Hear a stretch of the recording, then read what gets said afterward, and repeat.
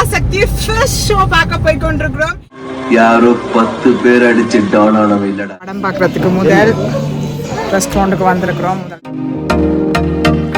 Pizza விட்டுறது ரொம்ப கஷ்டமா இருக்கு. பாருங்க இத்தனை டிஷ் இது பணக்கூட்டால படம் எடுத்து ஒரு தியேட்டர்ல கொடுக்குறவங்களுக்கு நான் ஒரு கோரிக்கை வைக்கிறேன். பராசக்தியில படத்துல கதை என்னன்னு பாத்தீங்களா, ஒரு இன்டர்வியூல பார்த்து நான் வந்து இப்படி அவருடைய கேர்ள் ஃப்ரெண்ட் சொல்லியிருந்தாங்க, ரவிமோகனுக்காகத்தான் இந்த படம் ஓடும், அவர் இல்லாமட்டே இந்த படம் நல்லா இருந்திருக்கு, சீரியஸ் நல்ல கதை என்றபடியா வந்து இதுக்குள்ள வந்து நல்ல பஞ்ச் டயலாக் இருந்திருக்கலாம், நல்ல மாசின்கள் இந்த மைனஸ் இருந்தாலும் எனக்கு இந்த படம் பிடிச்சிருக்குது. இந்த படம் வந்து என்ன பொறுத்தவரைக்கும் பிரான்ஸ்லயே நல்லா எல்லாரும் வந்து நல்லதா நினைக்கிறாங்க, நல்ல படம்னு சொல்றாங்கன்னு பாத்தீங்கன்னா நான் கேட்ட நான் படம் பிடிச்சிருக்கேன். அவன் சொன்னா நோ அம்மா எனக்கு ரொம்ப பிடிச்சிருக்குங்க. எங்களுடைய மொழி எங்களோட மொழியை பற்றி இதுக்காக கேட்க வந்து அதை வந்து அதாவது மொழியா இருந்தாலும் சரி, மதமா இருந்தாலும், சாப்பாடா இருந்தாலும் சரி, படிப்பா இருந்தாலும் யாருக்குமே வந்து திணிக்க கூடாது.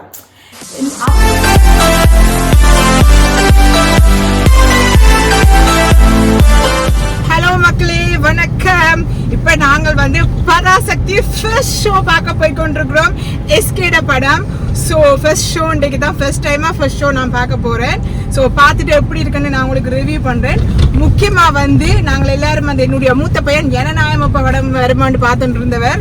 ஸோ அதோட காரணத்தினாலே என்னுடைய 2வது பையனுக்கு எஸ்கே தான் பிடிக்கும். ஸோ அவருக்காண்டி ஃபர்ஸ்ட் ஷோ நாங்கள் பார்க்க போகிறோம். அண்ட் பார்த்துட்டு எப்படி இருக்குன்னு சொல்கிறேன். பராசக்தி ஒன்றுனே அப்படியே எனக்கு சிவாஜி சார் ஞாபகம் தான் வருது. சிவாஜி மாதிரி செம்மையா நடிப்பிச்சிருக்கிறாங்களான்னு பார்ப்போம். ஓகே, பார்த்துட்டு எப்படின்னு சொல்கிறேன். யாரோ 10 பேர் அடிச்சு டவுன் ஆனவ இல்லடா.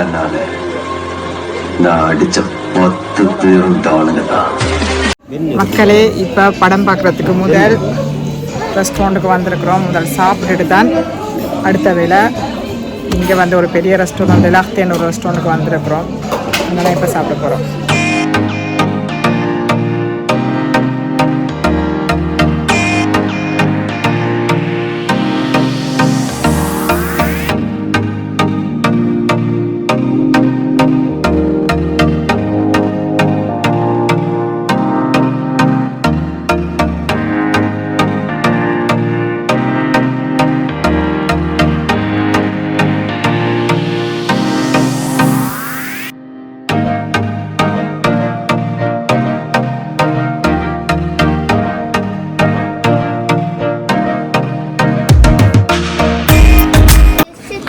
பிஸா விட்டுறது ரொம்ப கஷ்டமா இருக்கு.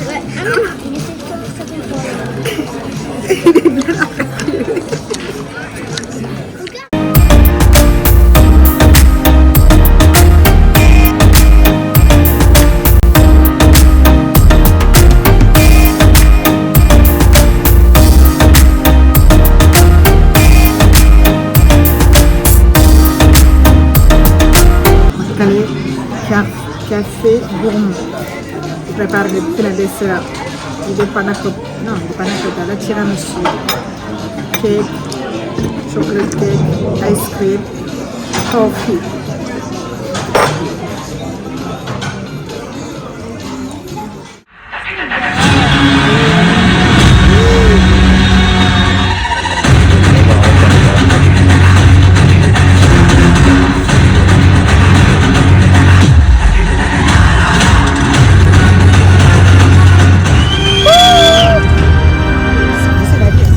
மக்களே, படம் பார்த்துட்டு வீட்டை போய் கொண்டிருக்கோம். 12:30 ஃபர்ஸ்ட் ஷோ பார்த்துட்டு உடல் மண்ணுக்கு உயிர் தமிழுக்கு படம் நாளைக்கு ரிவ்யூ பண்ணுறேன். உடல் மண்ணுக்கு உயிர் தமிழுக்கு.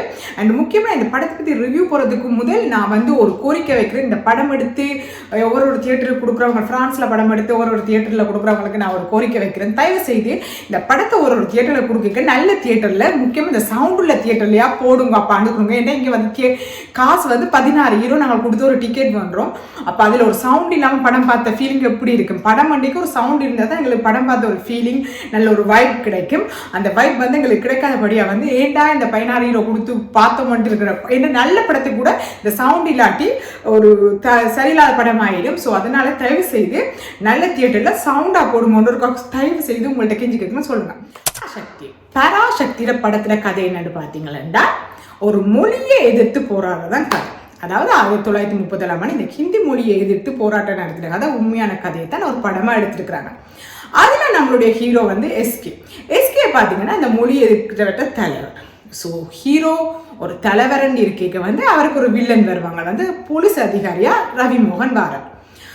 அவர் வந்து அந்த போராட்டம் நடத்தின காலத்தில் வந்து அவருடைய ஃப்ரெண்டு வந்து இறக்கிக்கு இந்த போராட்டம் ஒன்று தேவையில்லைன்னு அது எல்லாத்தையும் மூட்டை கட்டி வச்சுட்டு அவர் வந்து அவருடைய ஊருக்கு போகிறார். ஆனால் ஊருக்கு போனவனு தான் அவருக்கு தெரியுது அவருடைய தம்பி அதர்வாவும் அவருடைய லவ்வர் வரப்போகிற லவ்வர் ஸ்ரீலீலா வந்து அதே போராட்டத்தை வந்து செய்து கொண்டு இருக்கிறாங்களே.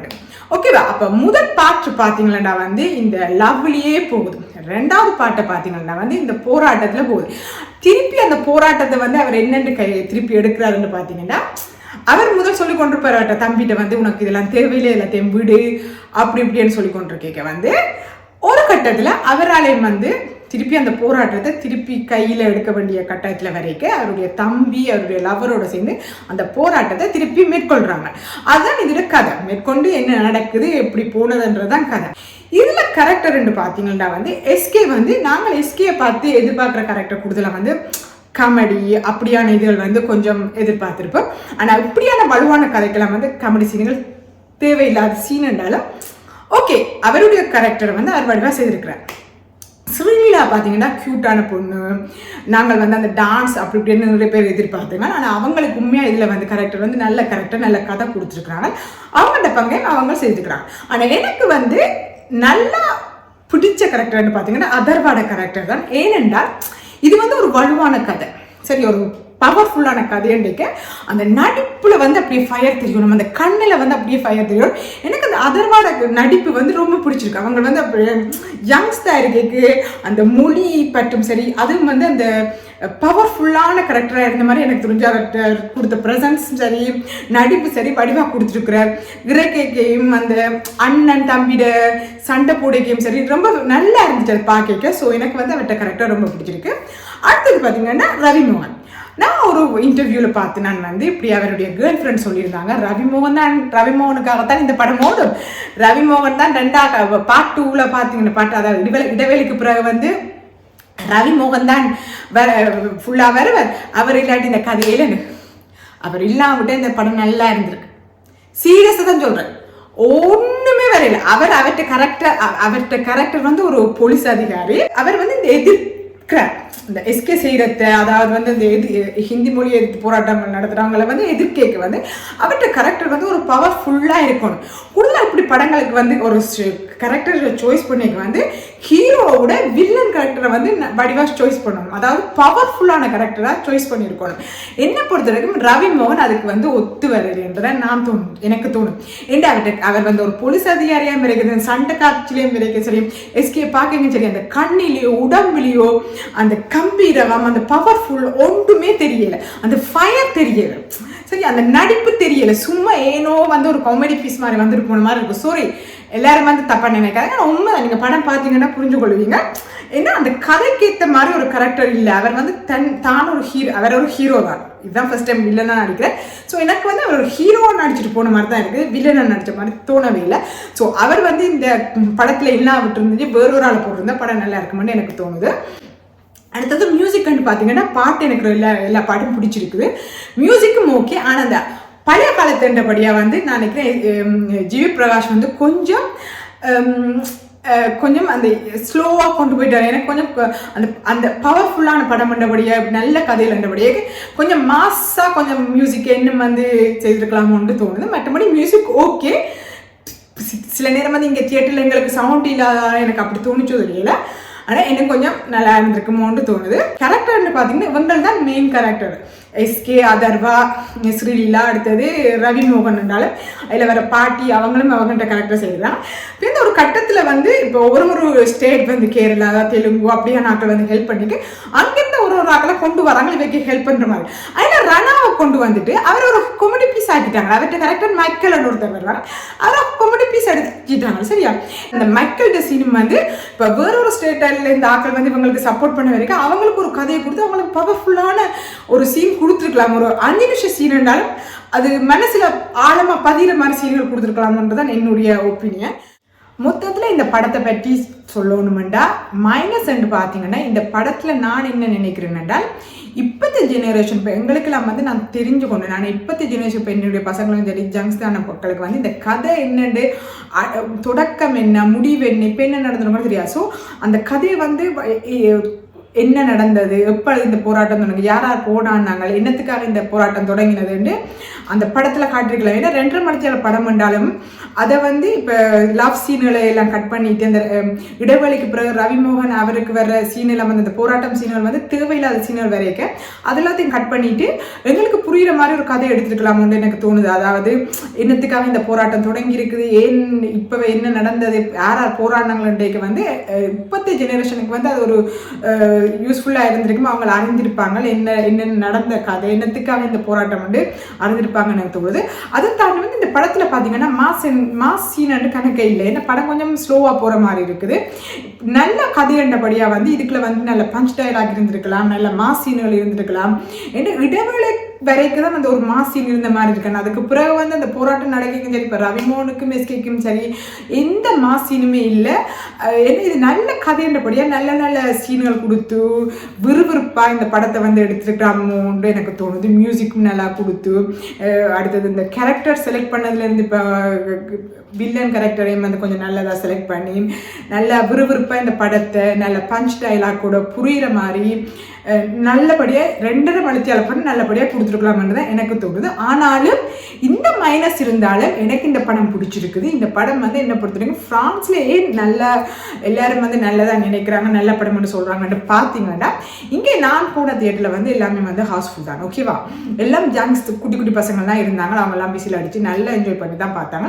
முக்கியமாக எனக்கு என்னென்னா என்னுடைய பசங்களுக்கு என்ன புரிஞ்சிருக்குன்னு நான் ஏன்னா அவங்களுக்கும் சரி எனக்கும் சரி இந்த அரசியலோ அதை பற்றி எங்களுக்கு தெரியாது, என்ன நடக்குது என்ன இதுன்னு தெரியாது. ஆனால் அவங்களுக்கு என்ன புரிஞ்சிருக்குன்றதை நான் முதல் வந்து யோசிச்சேன். அப்போ நான் கேட்டோம் நான் படம் பிடிச்சிருக்கேன். நான் சொன்னால் நோ அம்மா எனக்கு ரொம்ப பிடிச்சிருக்கு பிடிச்சிருக்குங்க. எங்களுடைய மொழி எங்களோட மொழியை பற்றி இதுக்காக கேட்க வந்து அதை வந்து எனக்கு இன்னும் வந்து ஒரு மாறு இருந்துச்சு. ஸோ எங்களோட மொழியை விட்டு கொடுக்கக்கூடாது அப்படி என்ன இந்த படத்தை புரிஞ்சு கொண்டுன்னு எனக்கு ரொம்ப ரொம்ப பிடிச்சிருக்கு நான் சொல்லியிருக்கேன். ஸோ என்ன அவன் வந்து இங்கே பிறந்தபடியாக அவங்க தமிழ் கதை இருப்பாங்க, ஆனாலும் இங்கே பிறந்தபடியாக அந்த எங்களுடைய மொழி தமிழங்க மொழி ஆனால் என்னத்துக்காக அந்த மொழி முக்கியம் வந்து அவனுக்கு புரிஞ்சது வந்து எனக்கு ரொம்ப ஹாப்பியாக இருக்குது. ஸோ அதனால எனக்கு இந்த படம் ரொம்ப நல்ல படமாக தோணுது. அதான் சொல்கிறேன், என்னை பொறுத்த வரைக்கும் இந்த எங்களோட மொழி வந்து தமிழ் மொழி தான் பழைய மயில மொழின்னு முதல் தோணுன மொழி. பையன் அதை புரிஞ்சு கொண்டது எனக்கு ரொம்ப ஹாப்பியாக இருக்குது. அடுத்தது வந்து எனக்கு ஏன் இந்த படம் பிடிச்சிருக்குண்டா எனக்கு என்ன விளங்கினேன்டா எதே சரி, அதாவது மொழியாக இருந்தாலும் சரி, மதமாக இருந்தாலும், சாப்பாடாக இருந்தாலும் சரி, படிப்பாக இருந்தாலும் யாருக்குள்ள வந்து திணிக்கக்கூடாது. அவங்களோட இஷ்டத்துக்கு விட்டுருக்கணும், எதையும் வந்து திணிக்கக்கூடாதுன்றதை நான் புரிஞ்சுக்கொண்டேன். ஸோ அதில் வந்து எனக்கு இந்த கதை வந்து எனக்கு ரொம்ப ரொம்ப பிடிச்சிருக்கு. இப்படி ஒரு கதை வந்து நல்லா இருக்குது. எங்களுக்கு கொடுத்தவங்களுக்கு உண்மையாகவே சுதா பொங்கராக்கு இந்த கதை அவங்களை எடுத்து செலக்ட் பண்ணது எஸ்கேஎம் சரி ரொம்ப அவங்களுக்கு வந்து சல்யூட் அடிக்க தான் வேணும். ஆனால் கொஞ்சம் விறுவிறுப்பாக கொண்டு போயிருக்கலாம்ன்றதான் என்னுடைய ஒப்பீனியன். மற்றபடி படம் வந்து சூப்பராக இருக்குது. இப்போத்த ஜெனரேஷனுக்கு இது ரொம்ப பிடிச்சிருக்கும். ஃபேமிலியாக போய் பார்க்கக்கூடிய படம், நல்ல படம், ஃபேமிலியாக போய் பாருங்கள். நம்முடைய பசங்களுக்கு நம்மளுடைய தமிழ் மொழி எவ்வளோ முக்கியம்னு சொல்லி கொடுக்குறதுக்கு இது ஒரு வாய்ப்பாக அமையும். மொத்தத்தில் உடல் மண்ணுக்கு உயிர் தமிழுக்கு வாழ்க தமிழ் வளர்ற தமிழ் நம்மளுடைய செந்தமிழ் பழமையான தமிழ் முதல் தமிழ் வாழ்க. நன்றி, வணக்கம்.